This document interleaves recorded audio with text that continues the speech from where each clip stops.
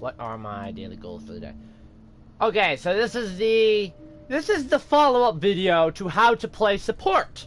Because there are a lot of people that don't want to heal, they don't want to play support as a healer. Now, there's the flip side of the coin. What is the most important role in the game in Paladins? Whatever you said it was wrong. It's frontline. Because nobody says frontline. Like, legit, frontline right now is the one class nobody wants to play. It's the one class I find myself playing. If you look at all my character levels, what are you going to see? All of my tanks are level 20 or above. All of my healers except Furia, level 20 and above. Why? Nobody wants to play him. So I'm usually the one on the team that plays him. Now, I want to show people how to play frontline, because frontline is literally the easiest thing in the game. There's a circle on the map in Siege, and if you sit in that circle, you get points. And those points lead to an even bigger point. And those really big points are how you capture. Yay! I just explained Siege for babies. You know how you actually sit in that point? Is you play a frontline. Now, technically, any character can do it. But, frontline, your whole job is to sit in the point. And yet, time and time again, I see ruckuses on Stone Keep, camping the buildings on the side. And I'm sitting there. I've had so many games as a Grover. Like, I literally have a frontline Grover. Like, my build on Grover, my use me build right here, this has nothing to do with healing people. This is frontline Grover. When Grover gets 184 objective time and wins as a frontline. Of course, there's the much lauded frontline Moji. Good God, have mercy upon your soul if you see me on frontline Moji, because y'all are gonna fucking get it. Like, I literally have CC. I literally have 42% crowd control reduction on a flank because of the fact that I have to play frontline Moji, because I cannot rely on my tank. Like, let's be clear. Whereas, I want to see if I still have some games in here with Moji. Here we go. This is a victory on Siege right here. I actually did not have to play frontline here because my team knew what they were doing. I had a frontline. So that right there, oh, no. Why was that? I pressed the wrong button by accident. I apologize. I remember that one. We're going to save that one for last. No, this is the game that I'm talking about. Right here. About frontline Moji. My Terminus was nowhere to be found on the point. He had 190 objective time, and most of that was on the cart. If you are the only frontline on your team, and you have less than 200 objective time, that's bad. Now, the Ruckus right there, the reason why the Ruckus didn't have as much objective time, because that motherfucker was dead. Because I would come and kill him. Now, this is what I'm talking about with, I told them, I'm not playing frontline Moji. Literally, 30, 20, 11, 94k damage. I'm the top damage in the game. I'm the top kills in the game. We lose. I had a healing Pip. I had fucking Canessa locking people down. Look at me. I'm feeding off of Canessa's kills. I'm feeding off of Pip's kills. Couldn't do it. Why? No tank. And I'm tired of playing that frontline role on Moji. So let me show you. The first thing we're going to start off with is, as a frontline, you have to realize that you have amazing versatility in your damage output. If you look at a healer like Genos is very good on damage. But he's not really a healer if you build him that way. Same thing with Ceres. If you run like an Agony type build, you don't do a lot of damage. Same thing with Furia. Fuck that bitch. If you're going to play a damage character, if you're going to play a healer as a damage, usually it's with a second healer. I run a similar purpose on tank. If you're going to play a tank, if you're going to run two tanks, like, for example, just because these two are next to each other, I'm going to pick them. Fuck it. Barrack and Ash. One is your point tank, and one is your off tank. Like, that's the thing. You're not gonna have both tanks sitting on the point at the same time. One tank pushes up and keeps the other one busy. So a good combination of tanks, for example, is, Torvald and Inara. Inara is your point tank, Torvald your more mobile tank. So the best way to look at tanks are, who is a point tank, who is an off tank? That's the first distinction you want to make. And you follow up that distinction by saying, who is a damage tank, who is a flank tank, and who is a point tank. So your point tanks are the ones that are best at sitting on point and soaking up damage. So if you want to look, your best champions for point tank, Ashe, Inara, Makoa, Fernando. Those, in my opinion, are your best tanks for sitting on point. Sit on point, soak up that damage, high survivability, or just the ability to keep people off. You look, Makoa has his shield. If you run Leviathan on him for the extra health, his ultimate just turns him into a goddamn walking tank. You got Fernando with a big-ass shield. You've got Ashe with her ability to not only shield herself and her team, but she can knock people off the point and buy her some room. And then Inara is just complete point lockdown between the fact of her wall and her ability to cripple people who come onto the point.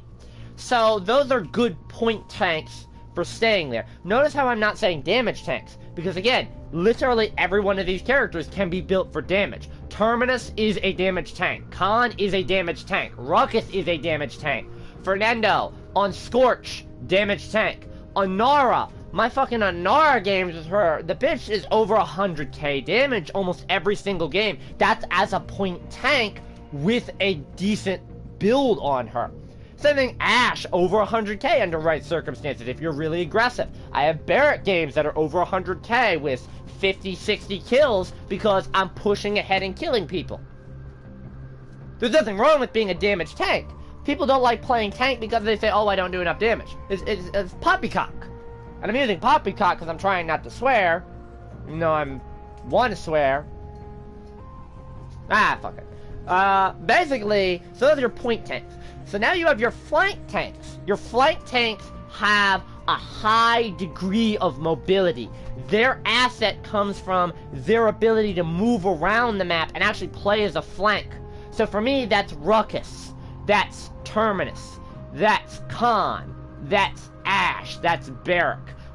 And that's, you know, you have to look. Inara and Torvald are the only tanks that don't have that ability to move around. They don't have an escape ability. To me, I would not say Makoa, and I would not say Barrack. So if we're going to say who's a good flank tank, Fernando, Ashe, Khan, Terminus, and Ruckus. I'm going to leave Makoa out too. Because that's not their point. When I talk about a flank tank, it's somebody that has the ability to push up on the enemy and actually keep the team busy. We're not just talking about having an escape ability. Like, Barrack has an escape ability, but once he's behind enemy lines, what's he gonna do? He has to set up shop with his turrets. He's not really mobile. He can't stay on the move. Same thing with Makoa. He has a shell spin, but he can't really stay on the move behind enemy lines. You know, pull somebody in. His shield doesn't quite work in such a way, even with half shell. It doesn't work in such a way where you can just sorta like move around. Ashe, she can get in back behind people and knock people back. That's why she's a decent flank tank. Same thing with Fernando. Fernando can charge in, blast people full of fire, use his shield to back out, charge right back again for some more fire. Khan is my favorite flank tank because he is one of the faster tanks. He does have one of the faster movement speeds. He has a personal shield for his protection. He has an escape ability to get in. His fucking battle shout gives him sustain behind enemy lines. Same thing with Terminus. He may only have one escape ability to get in, but he has a power siphon that boosts him and keeps him alive. We're talking about something that will keep you alive when facing multiple people. Ruckus is a good flank tank just because of the fact that he has such a good amount of mobility. He is one of the faster type tanks, and you can build him for more speed, but the big thing with him is his ability to dodge back and forth, having only a 3-second cooldown on his escape ability. So that's pretty important too. One thing I will say, without a doubt, you gotta know how to build your tank. For example, if you look at almost all my tanks, multiple builds. Ash, 2 different builds. Barrack, 2 different builds, but I never used my bowling ball build. So, really 1. Fernando, 2 different builds. Makoa, 2 different builds. Khan, 1 build, but all you need is 1 with him. Fucking OP. Anar, 2 builds, but I mostly use the use me build. The wall is more specialized. Ruckus, 2 builds. Terminus, 1 build, but again, all you need is 1. Torvald, but again, all you need is 1. So I have my Torvald, my Khan, and my Terminus all on 1 build that is the go-to build for me, and then I have my Anara and my Barrack that I primarily use 1 build, with the other one being more specialized. Ash, Fernando, Makoa, Ruckus, all use flexible Anara. All, even, because I use that wall build a lot more than I say. They're all very flexible in regards to how to use them. Because I can switch it up what I want to do. So let's explain how you should view each tank. For starters, let's start with this. Each tank is going to fall into 2 categories. So we're going to have point tank, we're going to have off tank, we're going to have damage tank, and flank tank. So damage tanks are your tanks that just do damage. Your flank tanks are your high mobility tank that can get behind enemy lines and stay there. Your point tank is meant to be on the point, whereas your off tank is a little bit better suited off the point. There have been games where I played Torvald and Ruckus as solo tanks, even though I would classify them as off tanks. So for example, off tanks, Ruckus, Torvald, Barrack. Those to me are the off tanks. Point tanks, Ash, Anara, Khan, Fernando, Makoa, Terminus. Flank tanks, Ruckus, Terminus, Fernando, Khan, if I have to pick 4. Whereas a damage tank would be fucking everybody because of how I play. So again, we'll do the reverse of what we did last time. We'll start from the back. Torvald is what I classify as a support tank. Now looking at his abilities, the key to Torvald here is knowing that this mother bleeper has been nerfed almost every single patch for like 20 patches straight. They released him, he was OP with Thanks Grandpa, and then they changed it. He's an interesting character.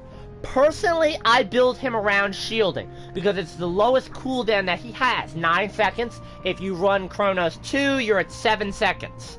So, that's the big thing that I run, is every 7 seconds, I'm giving a shield to my ally. That's the big thing. Field Study, to me, isn't very effective. I don't like running Field Study. It's an additional 30% damage while shielded, as you can see. The 2 seconds just isn't long enough. You have to coordinate with somebody, and usually when I'm putting a shield on them, it's so that they can escape. It's either so they can escape or they can push, and I'll show you why when you see my loadout. Direct Current is a very stupid card to take. You are a support tank. If you're trying to go for damage tank, don't do it. The reason why is your Nullify is very annoying. I hate Torvald. Literally, there are ranked games where I piss people off because I ban Torvald. Plain and simple. Because I'm just sick of being nulled. Like, Torvald, Willow, and Vivian for a long time. Some combination of that group were staple bans for me. I've dropped Torvald out of there. Khan and Zin, with them being more annoying to my teammates. Even though I can play both of them, I cannot play both of them at the same time. So it really comes down to either Vivian or Willow, one of the two is getting banned. And then either Khan or Zin is getting banned, whoever I don't feel like playing. And then you have to run the risk of Moji. If I'm planning on running Moji, then I have to take Zin out of the picture. Because that leaves them too tempting of a flank option to counter. So your two options right here, to me, are alternating current and thanks Grandpa. Now, your recharge has the longest cooldown. That's why I don't really like doing that. Plus, your cooldown can only be decreased by 2.5 seconds, so you still have to take Chronos for it to be a viable option. The big thing is this: you cannot take any health damage with recharge. Recharge regenerates your shield health over a second, but alternating current increases it to 2.5 seconds. The thing is, you don't take damage during recharge. So if you use recharge properly, you can use it to counter ultimates. Because your shield takes the damage. So a 2.5 second shield duration. That's nice, I like that, but it's not as helpful as Thanks Grandpa. The 4-second shield is critical. Here's why. This is my loadout. This is what I generally run. The big thing right here is I've done a lot of tinkering and tweaking this build. Mostly the two things that I run, the two must-haves, are Wind Dancer and Glyphs of Health. Obviously, you're a tank. I believe if you have a health card on your tank, again, max that out. On tank, it is most important. Okay, 750 health on top of a 330 health character. Now, mind you, at all times, he has an 1800 health shield.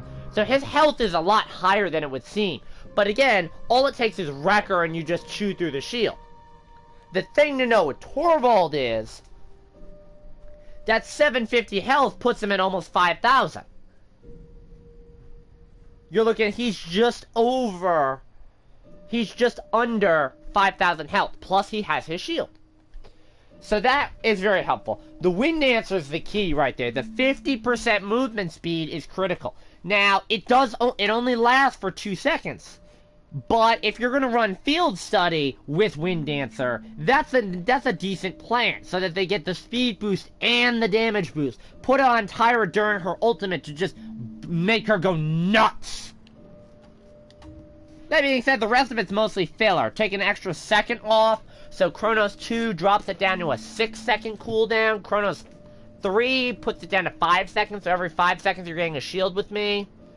I run Chronos or Morale on him. I don't really run anybody else. He is one of the faster tanks, but he doesn't have an escape ability. So, if you're looking to play Torvald, you need to know how and when to use your abilities. The Rune Torrent is really just there to annoy people.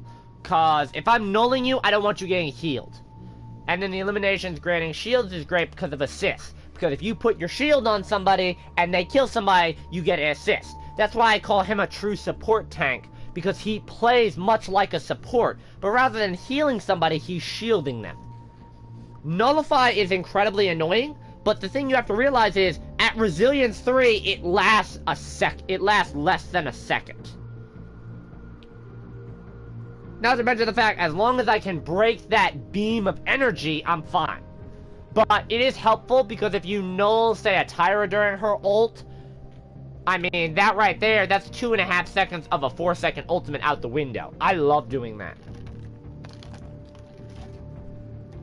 Anyways, if you're going to play Torvald, he is best as an off-tank, because you can pop a shield on your primary tank, like a Fernando or a Khan, when their shield gets destroyed. One thing you do need to watch out for is, if you're going to play him as a solo tank, you need to work with your healer. Your healer always has to have a shield on them. Pop a shield on your healer. One thing you can do, because you can snipe your shield, and it does have a little bit of an auto-aim to it. If you see a flank up top, low health, drop a shield on them so they can fall back. This build is really about supporting your team and playing him this way. Now, Terminus is one of your premium damage tanks. Close range, AoE, 350 damage every second. Long range, 250 damage, and the ability to hunt down flanks with Shatterfall. Not to mention a personal shield, and the ability to come back to life and fuck everybody in close range over. Now, personally, I am of the theory that there are 2 cards I refuse to run. Decimation, I think is stupid. Calamity Blast, deal 350 damage. Ooh, wow, that's no big deal for me. And then the Crush card. I don't run the Crush card, where Shadowfall now stuns affected enemies for 1 second but no longer slows. Won't do it. Actually, I actually made a boo-boo because my other loadout got deleted. So you're actually going to get some premium inside information right here. You're welcome. My other build got trashed. Allow me to introduce to you. Let's see, what was the other thing I needed?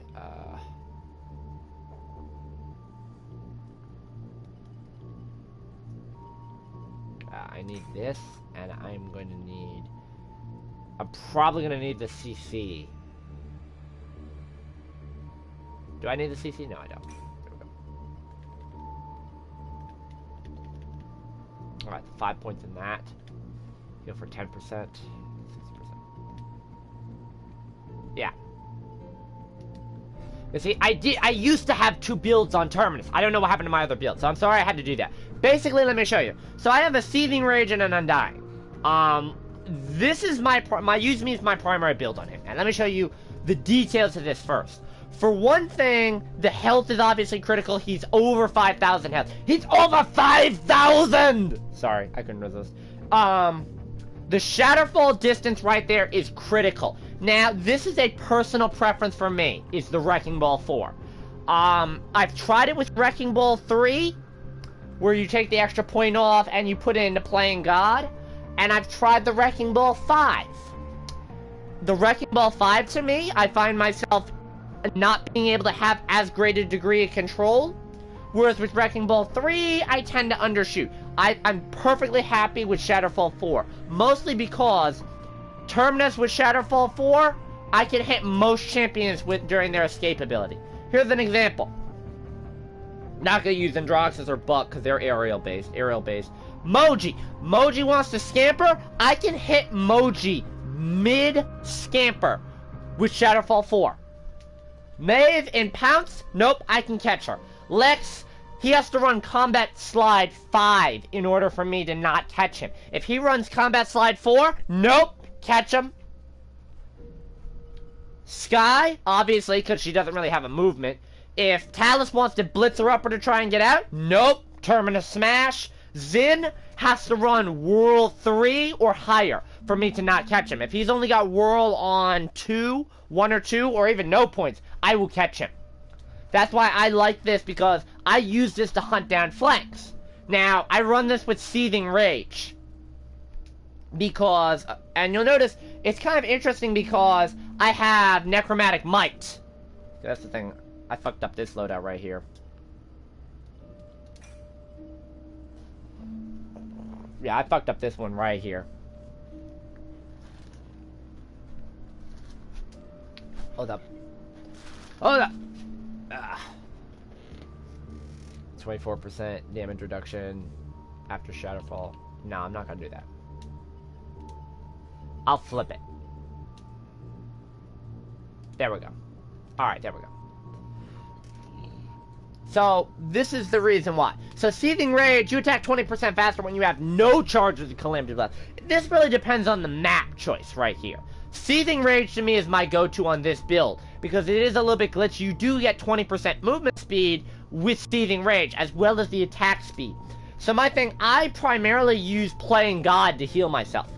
I will absorb so many ultimates with Power Siphon. That's just helpful right there. What I do, absorb all that damage, and then turn around and shoot him in the face with it. That's my big thing with this. And then this is obviously helpful. Every second channeling Power Siphon reduces the cooldown of Shadowfall by 0.2 seconds. I could put more points into that. It doesn't really matter, though. Like, it's a big deal. The amount of times that you pop up and shield yourself for, 2 or 3 seconds at a time, you very gradually tick away at Shadowfall. And that's all it takes. Like, the slow is nice. Like, here's the reason why I don't believe in the crush card. So look at the numbers. It stuns people for 1 second, but your axe takes 1.1 second to swing. So you can't guarantee a hit on the person you're stunning. That's stupid. That's just stupid. And especially, it doesn't slow people. If you're slowed by 60%, if you're a high mobility flank, you will not leave my range. And the fact that if I run Seething Rage, I can get 2 hits on you before you can leave, means that I can get 1200 damage on you. You're already low after the 500 damage hit. So there you go. That's about 1750 in damage. So if you're a full health flank, bye-bye. I mostly use this to get into people's backlines and cause problems. Now, if you see the Undying, run Undying. That's a good base card to run with, especially with the damage resistant build. Because what you want to do is you want to soak up those Calamity charges. You don't want to use your Calamity charges unless you need to Power Siphon.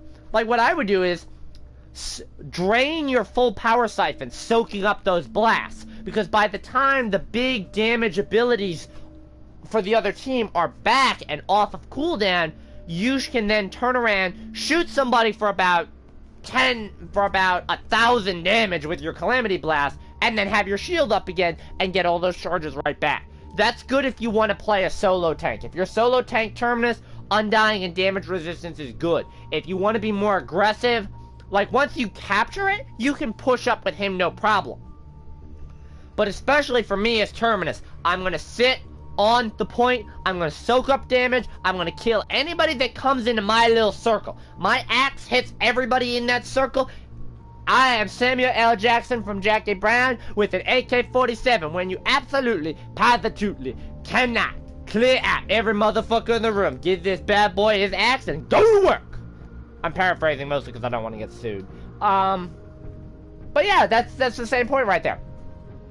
Anybody on that point is in range of my axe, and my axe is thirsty. But I see a lot of Terminuses. Flank, flank, flank. The problem with that is, you are a great flank. I have a Super Soldier build with Terminus. It revolves around Torvald with Wind Dancer, Maldamba with the Mending Spirits that boost your speed, Genos on Luminary to boost the damage, with Maldamba being the primary healer, Tyra being the damage for the team, with Hunting Party, singling out targets for the Terminus to go after. That's a very good build. But again, you have to look. Torvald is on point. Terminus becomes the flank. Genos becomes a damage, and Maldamba is a healer. Because we're running 2 and 2, we can have an off healer and an off tank. That's really where Terminus does excel. So the next tank is Ruckus. Ruckus is more of a straight up damage tank. If you want to look at his abilities, I personally don't like Aerial Assault. I think it's helpful if you want to be a flank, giving you the third dash. But it's not something personally I would do. And Flux Generator is useless because people can shoot through his shield. Record 2, that shield is gone in less than a second. Especially with Flux Generator, it doesn't really do anything. I'm sorry. You give yourself a shield for 3.5 seconds that absorbs a total of 1375 in damage. I run Record 2 on Victor. One clip, you're done. Vivian, I don't even need a clip. I don't even need Wrecker or one full magazine to get you. Tyra on Wrecker 2, half clip. So it's the same thing. It is honestly the same thing. The Flux Generator is bad. Rocket Barrage has grown on me. I didn't like to run Rocket Barrage, but I have a Rocket Barrage build. Even then, I find myself using Rocket Barrage around this. Again, this is if I'm going to be a solo tank or an off tank. I have builds for this. Overdrive is also the way to go if you know you're not going to have a healer. If you know you're not going to have a healer, and if you know the other team is running Wrecker, you think they're going to run Wrecker at least. Like if you're playing with a Torvald, okay? Like a 2 off tank makes 1 point tank. It's definitely the way to go, is Overdrive. Because you know you're going to be missing health. So, look at your Rocket Barrage build right here. I'm just gonna switch that around real quick. Sorry about that. One thing for me, the extra second, it's all just under 5 seconds. I'm comfortable with that. I'll activate my shield just before I'm about to take an ultimate. So if I know I'm not going to get out of the way of a Genos ult, I'll put my shield up. Like, literally, the second helps. That's just because I fire off my shield so often, the extra 100 health. The 200 health doesn't really matter. In fact, I can probably take that out if I want.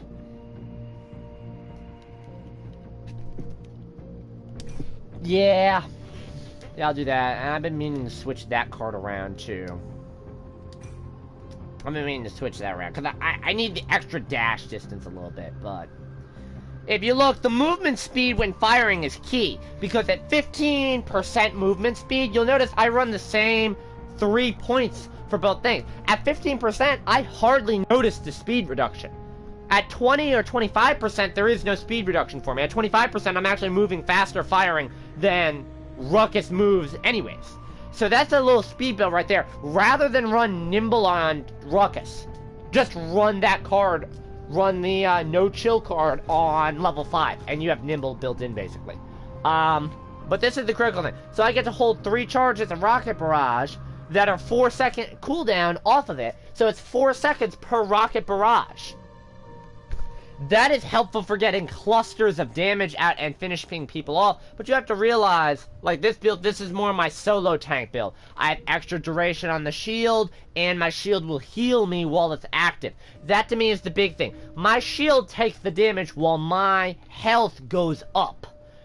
So, it's kind of a yin and a yang. I'm sacrificing my shield in order to heal me up, because by the time my shield is destroyed, I should be pretty close to full health. Unless they start running copious amounts of Wrecker. So to me, this is a very important build, but it's one I don't run as often unless I'm a solo tank with Ruckus. Because I need that survivability. That's one of the things I'm talking about is survivability. Some people don't like playing tank because they don't like getting shot at. They don't like, oh, the people, they're coming after me, they're damaging me. Then we go, the next tank is Makoa. Makoa has incredibly high damage output, or is incredibly high shielding output.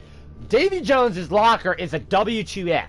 If you're planning on running with a flank that's going to follow behind and kill, like if you have Moji or Sky, where you hit somebody with Dredge Anchor, you got Moji or Sky right now to kill them, so the cooldown resets and you just run around the map like a tag team, that's great. You know what else that means? You're not playing the point.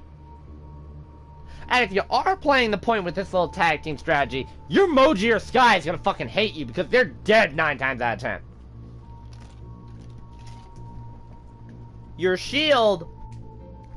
Personally, I hate half shell. That's a personal thing for me. It's not channeled, it lasts 2 seconds longer, that's great and wonderful, but I don't like that being placed on the ground. I have a shield loadout, that's my use me obviously. The big thing with this loadout is the fact that I can actually use...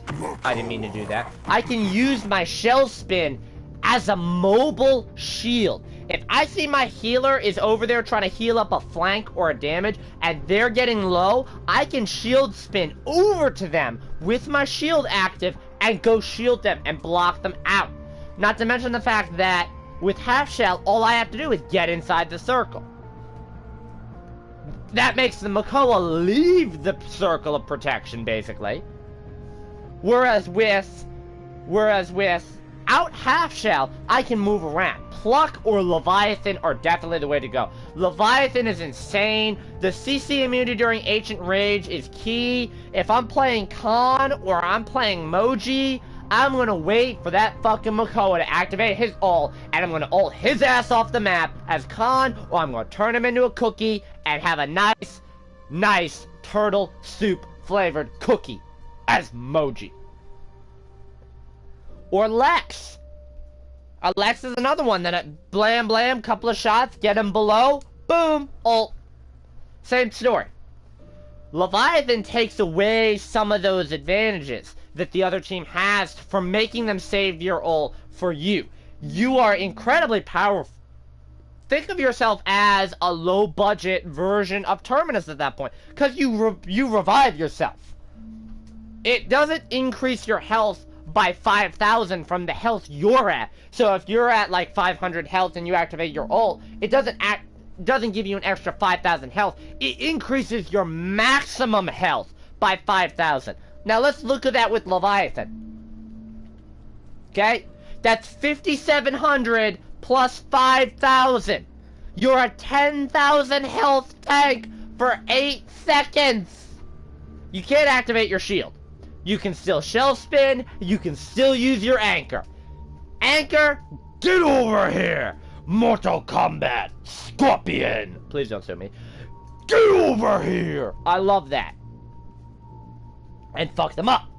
Now, pluck build is just goddamn dangerous.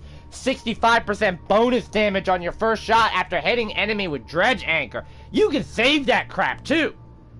So if you dredge anchor someone and you decide, you know what, they're being healed right now, I'm not gonna bother shooting them, I'll just turn around and shoot this little low health flank, pink, right in the face, and they're dead.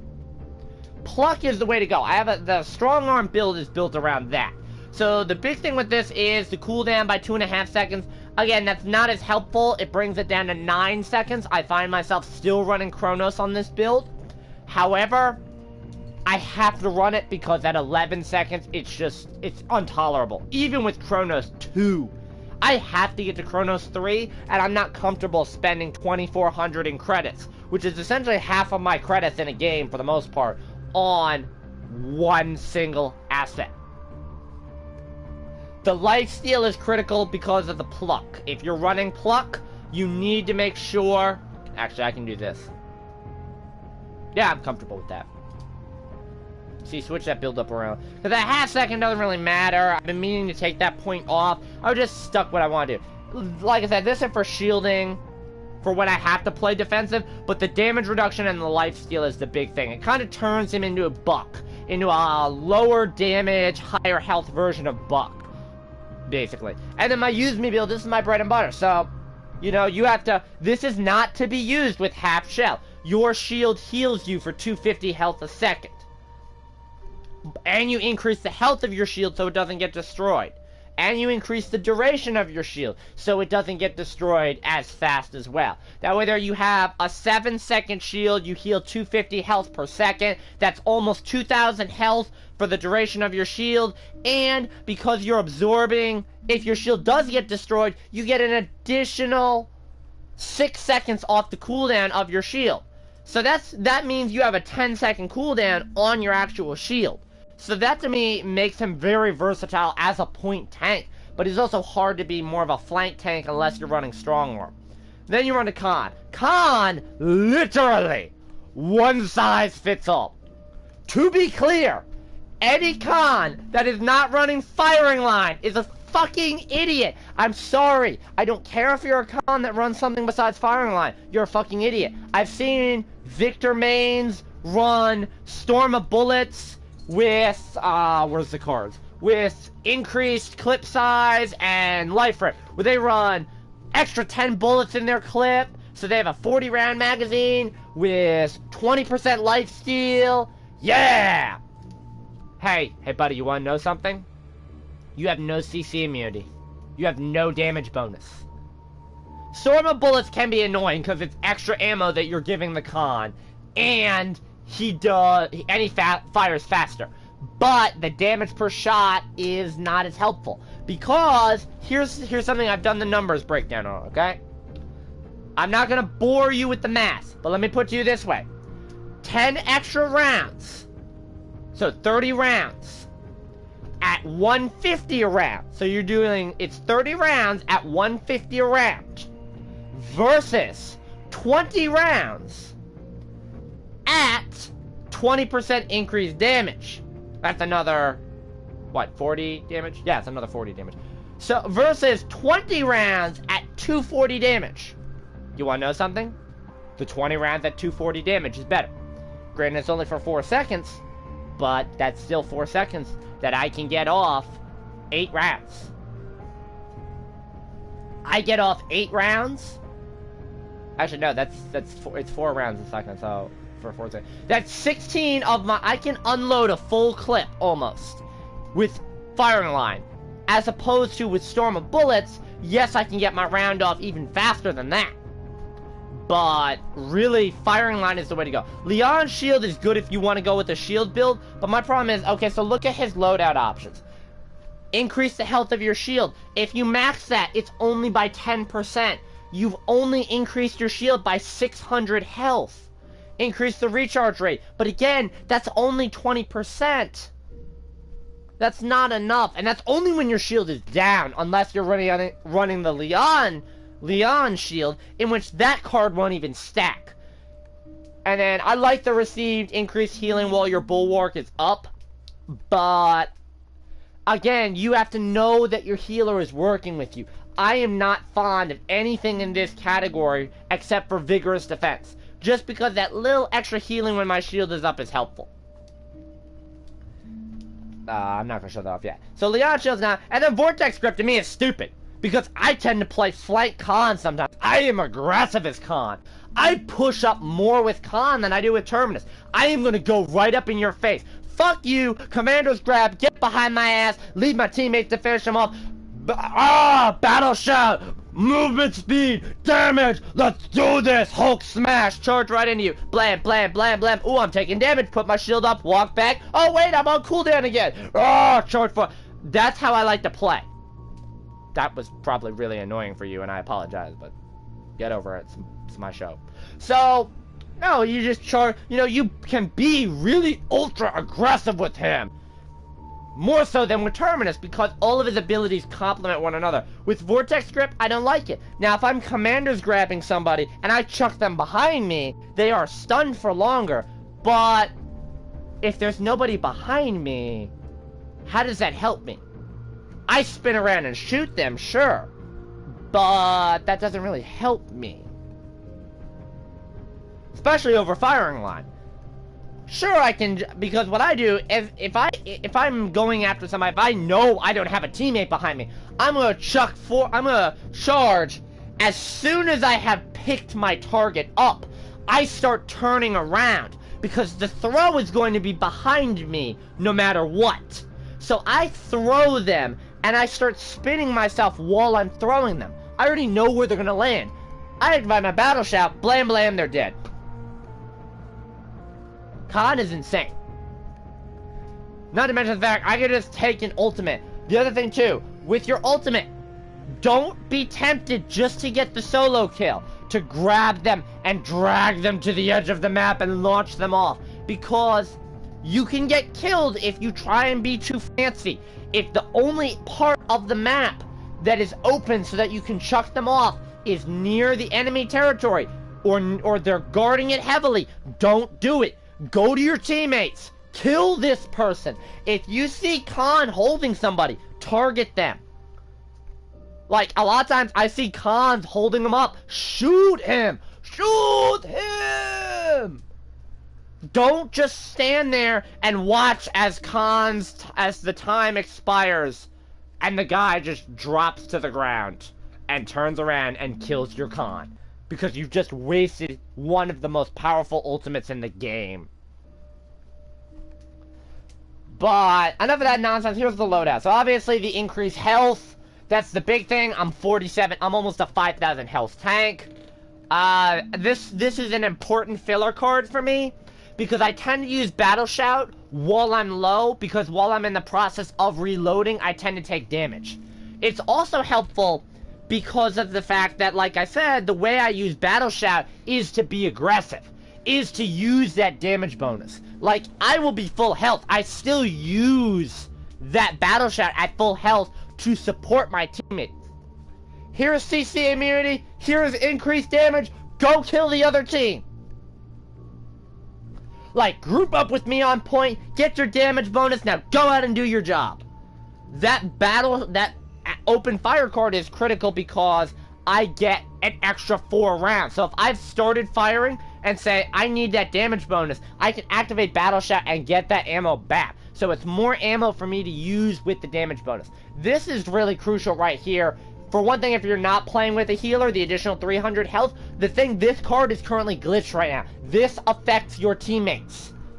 Do not be fooled by it says, heal yourself for an additional. Read that as heal and additional. Just cut those 2 words out. Because it does, you do heal your teammates for it for some reason. Card is glitched. I'm hoping they don't take it off. I hope that they just take yourself 4 out. But yeah, because you can play a mobile healer with this. This to me is the critical thing. Like I was saying this with my support characters. If I can boost mobility, then I will. 24% movement speed for 3 seconds. That's almost as long as Battle Shout lasts. So for 3 seconds, I get 20% damage, I get 24% movement, and I get CC immunity. What more do you want? Like, literally, if I get knocked off my horse early by a flank, Battle Shout, close the distance on that fucker, as I then turn into a Nimble 2 tank, and say, "Hi, Talus, die, Talus." Like, there's no reason why I need another build on Khan. I don't believe in running a Vortex Rep. I don't believe in running Leon's Shield. I don't believe in running Storm of Bullets. I understand a Storm of Bullets build, but it's completely outweighed by the power that is Firing Line. Like, literally, you get your hands on Firing Line, you have a top-tier tank. Khan, in my opinion, is one of the top tanks. And the Vigorous Defense here, heal the extra 25 health per second. It may not seem like a lot, and it really isn't. But if you are the only tank on point, put your shield up and heal yourself back little by little by little by little. There could be nobody on there, but if you have your shield up, if your healer's dead, put your shield up, give yourself a little bit extra healing. Don't put any more points into this. You can max it to 120 health per second, but you're taking points away. You don't need to do that. You just need to give yourself enough time for the auto regen to kick in, or for your Battle Shout to come off of cooldown. There you go. Khan is one of the most beast tanks, because he has the most versatility. Like I said, you can play him as a point tank too. I personally believe in running Kronos with him over Morale. You're going to see me run a lot more Kronos as opposed to Morale boosts. Because even though my ultimate is great, I build my ultimate faster by buffing my team and having my team do the work for me. Go, my minions. Do my bidding.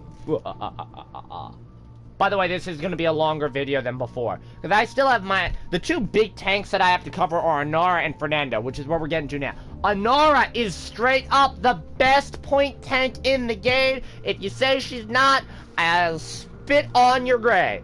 Now, already, she is the highest health tank without any boosting at 4,700. Right? Boom! Extra 750 health. Boom! Highest health tank in the game. Now, obviously, she's even higher health, by the way, than Makoa with Leviathan on this build. That's how insane this is. I love my Anara. And people tell me all the time they can't play Anara. Anara's a stupid character. Mother's Grace to me is kind of useless. I'm sorry it is. The CC, it's 20% damage reduction and the CC immunity. It's really not that effective.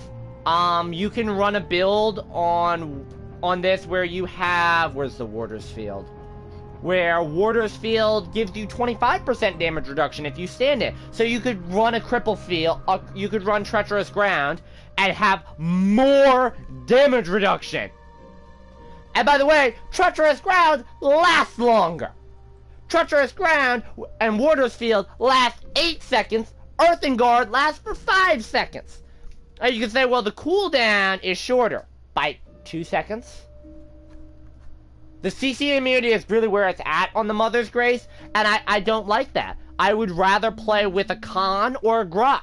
Grok on Totematic Ward, as long as I'm in his healing radius, I've got the healing and the CC immunity. So it pays really to think about the team. Anara to me is all about lockdown point.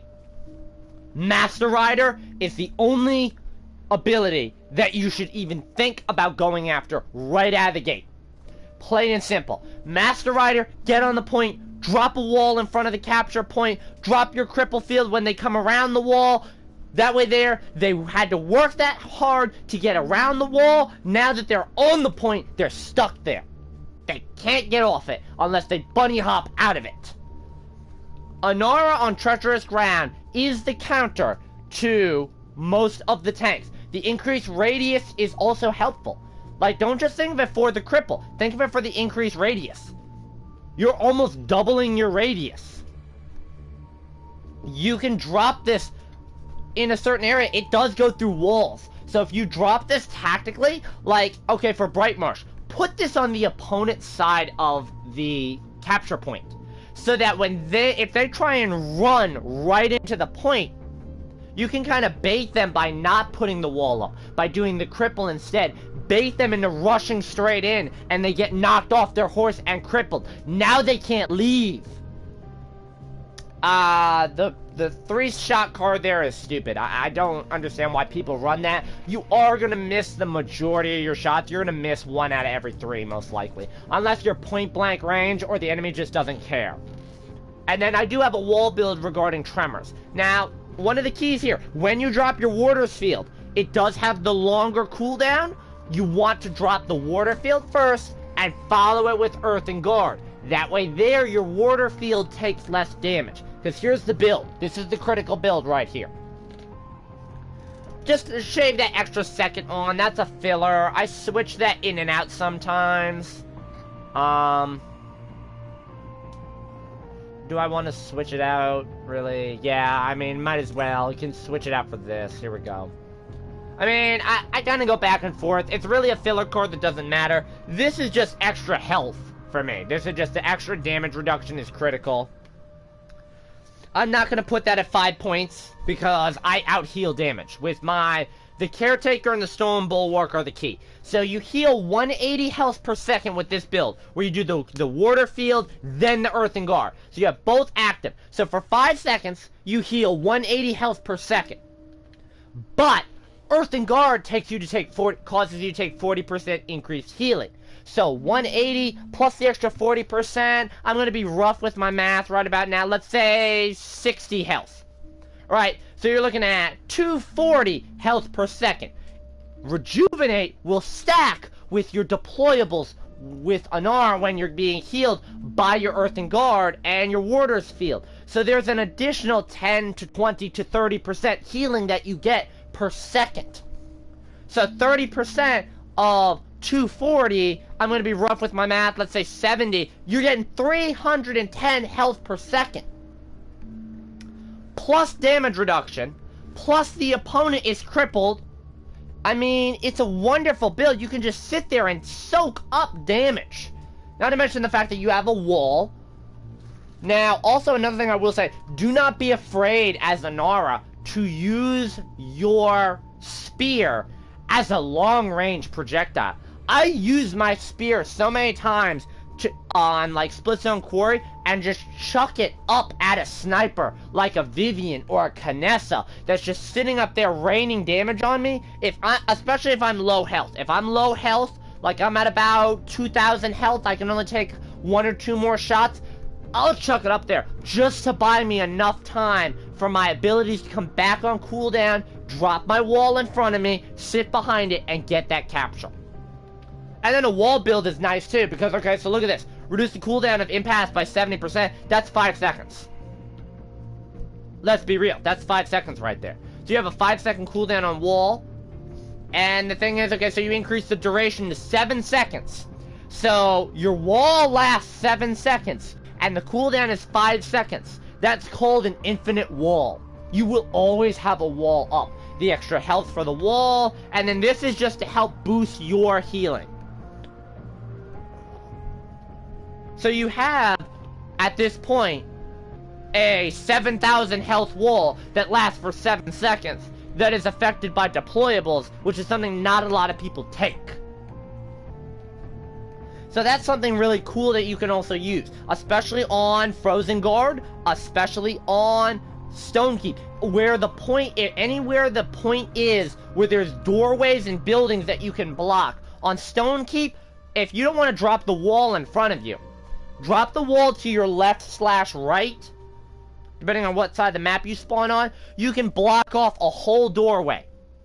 Same thing on Frozen Guard. Drop it in that, there's that little side avenue that overlooks the point.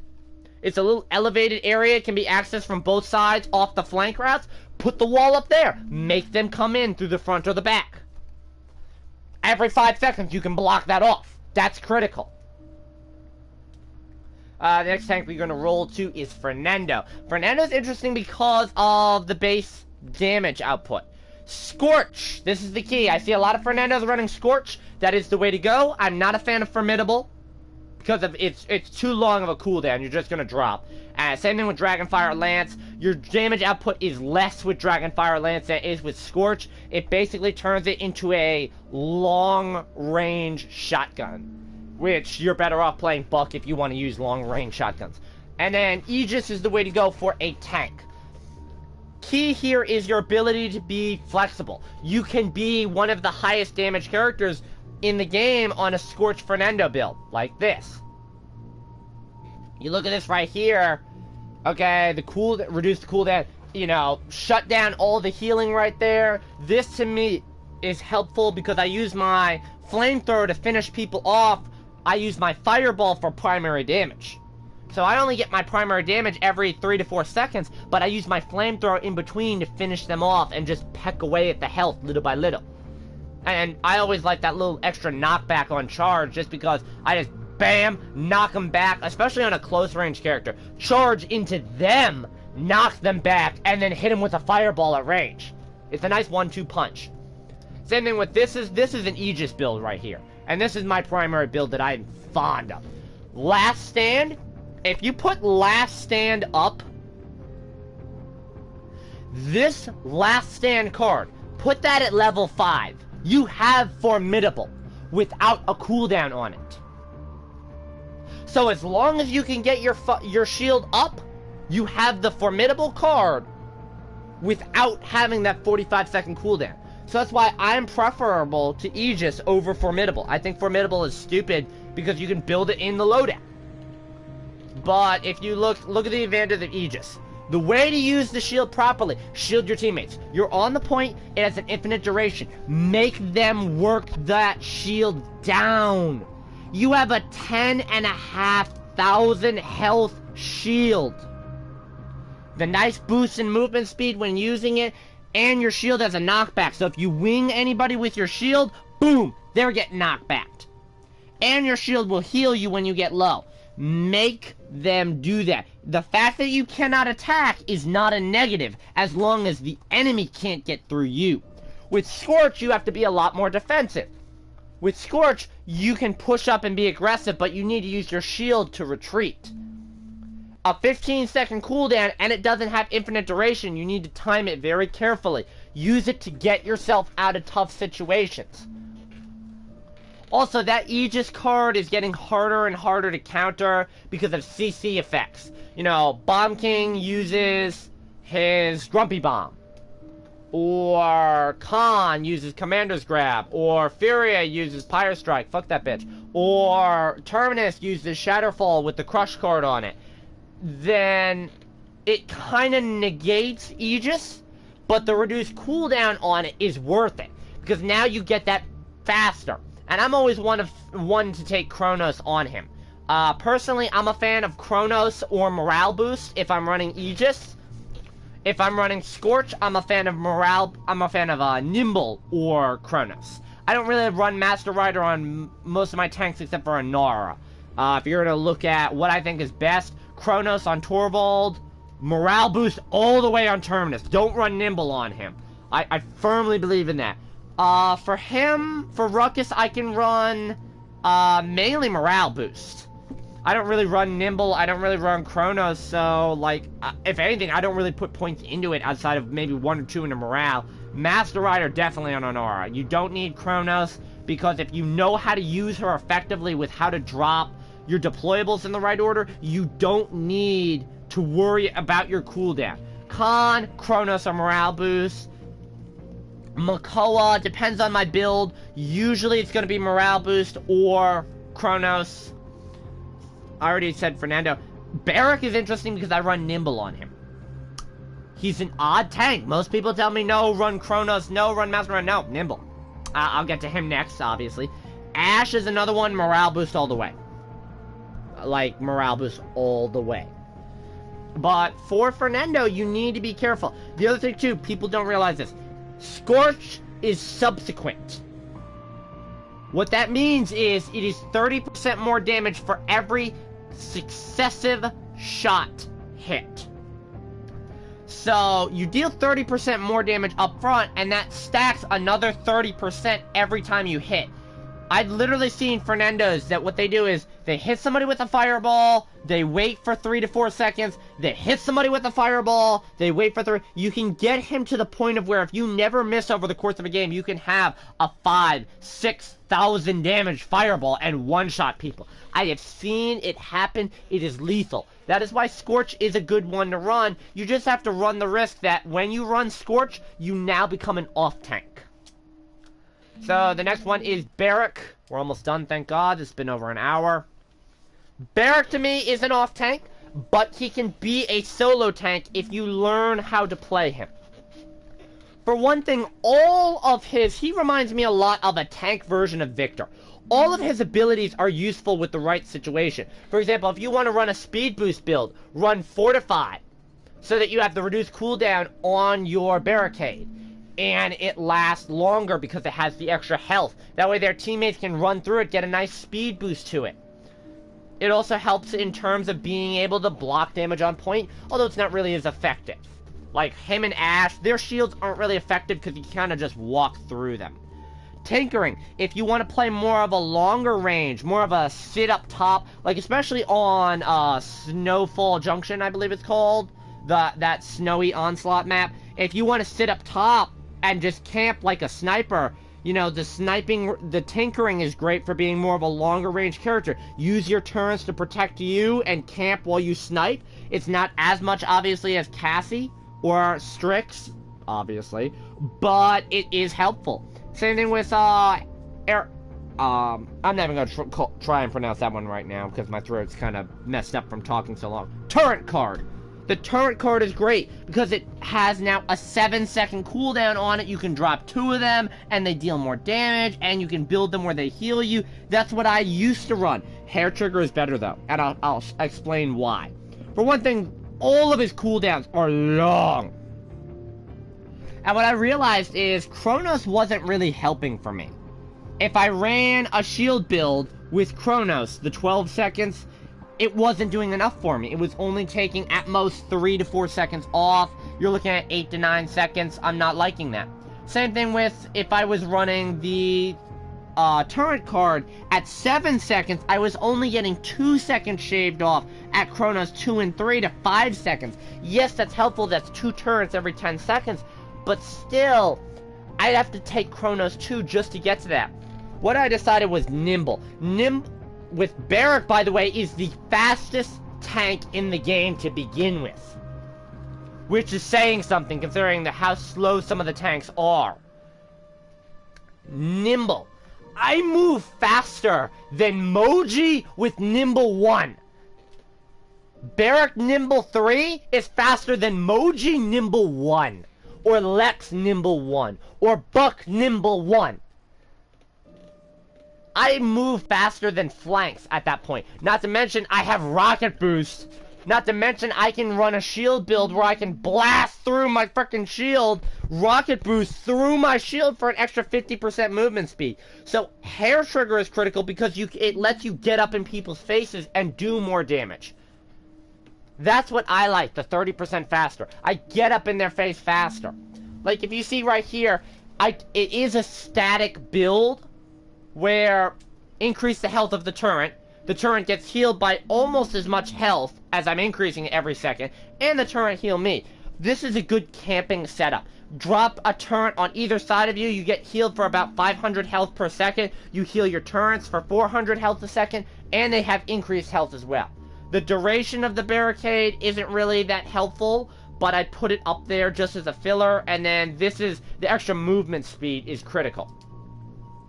You see the bowling ball, this is my speed build right here. This is mostly, for me, getting that shield on me after I die, or after I use rocket boots, reduce that cooldown, get it down to a 10-second cooldown, and then the accelerator field. This is mostly just for sustain. But this, again, this allows me to be very mobile. And that's what I like with him. Because one of the things you can do, especially if you're playing solo tank, what I would prefer with Barrack, drop your turrets on the point to protect your healer. Let your healer be the tank. You push up and keep them busy backline. Especially if you get to the point where you're running Nimble 3. Generally what I do, I put 1 point into Nimble, 1 point into Cauterize, next right off the bat, and then go to Nimble 2, Nimble 3, then work on your Cauterize. Because Cauterize works on your turrets as well. So, that's one of the keys with him. Finally, just let me hurry up and get through Ashe. Ashe is my worst tank. I don't like playing Ashe. She may be the easiest tank because she's just pure knockback. For me, I don't like Slug Shot just because it turns it from an AoE into a direct damage. And Battering Ram I don't really like just because the 90% damage reduction while channeling is great. I would prefer if it was, say, 90% damage reduction while channeling and for 2 to 3 seconds after. That would make that a more viable option, but the simple fact it's only while you're channeling that, you know, I have to, like, time it so that I take it. I'm channeling right as I'm about to take critical damage, and I don't like that. Fortress Breaker is nice, where it's basically just a giant freaking wall, but you can walk through it. It's not like Anar. I have to destroy Anar's shield or go around it to avoid it. Fortress Breaker, I can just walk straight through it. Oh, you thought you were going to use that on me. Oh, good luck. I prefer Rally here. Rally here is the best. The problem is that 15% charge rate, it really isn't enough. You do need to take Morale to go along with that. Like Morale 2. So it charges 35% faster. That's really the way to go. Because you're not going to deal as much damage with her. Also, the fact that it stuns people and it deals more damage when you use it. You can jump into a crowded group of enemies, stun them, and deal a decent amount of damage, like 900 damage. That's nice. Well, it's more 800 damage, but who's counting? This is my primary build. This is about knockback. People don't like this build because I knock back people too far. You see I kind of run the same cards, just with different amounts. Knock that, boom, knock them into the water. Try and knock people off. Same thing with the shoulder bash, if I can land a direct hit on them. This is more, the CC right here, this to me is more about making sure that I can sustain. Right there, I have Resilience 2 built in, the extra Resilience helps, and I can't really be slowed below 90%. I prefer that at 90 as opposed to 100. Because if you look, 40%, that's the same thing I run on Moji. This is a little bit better. It's not obviously as good as 70% crowd control, but hey, we can't all have it all. She really is that sit-on-point tank. I don't like Ashes that try and push forward and try and be aggressive and knock everybody back or knock everybody away. But there you go. That is how I play the tanks. That is how the tank should be played if you want to do that. But your main thing, every tank does have the potential to stay on the point. Don't just think because you're playing an off tank that you don't be on the point. You just run away and hide like a little girl and say, oh no, there's emoji on the point. Now granted, emoji is a decent counter to tanks, but that doesn't mean that you run and hide. You stand your ground and fight. Khan is a nice counter to Moji, to a frontline Moji like I run. Terminus is a nice counter to a frontline Moji. It's a 50-50 right there. But you have to know how to play your tank and be willing to play the tank. Thank you for watching. Thank you for being bored by this. I hope this was helpful for you. We will have the damage and the flank one. Now, I would say the flank one will be shorter. Much better. I'm fucking fantastic as flank, obviously. I talk about Moji for days. There's not going to be a lot of Moji talk in that flank episode. The damage one is going to be longer. The damage one may be an hour and a half.